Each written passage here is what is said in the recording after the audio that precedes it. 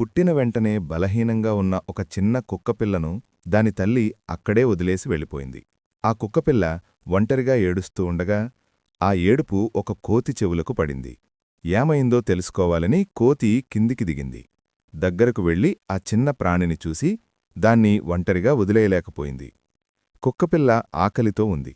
కాని పాలు కొనడానికి కోతికి డబ్బులేదు. పాలు తెచ్చేందుకు ప్రయత్నించగా కోతి దెబ్బలు కూడా తిన్నది. అయినా వెనక్కి తగ్గకుండా పనికోసం తిరిగి బరువులు మోస్తూ రాత్రంతా కష్టపడి పనిచేసింది. ఆ కష్టంతో వచ్చిన పాలను ఆ చిన్న కుక్కపిల్లకు తాగించింది. రోజులు గడిచాయి.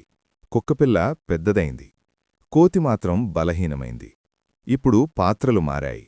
కుక్కే కోతిని చూసుకుంటోంది. ఇద్దరూ కలిసి నడుస్తూ శాంతిగా జీవిస్తున్నారు. రక్త సంబంధం కాదు, మనసుతో ఏర్పడిన కుటుంబమిది. ఈ కథ మీకు నచ్చితే లైక్ చేయండి, 5 స్టార్లలో రేటింగ్ ఇవ్వండి.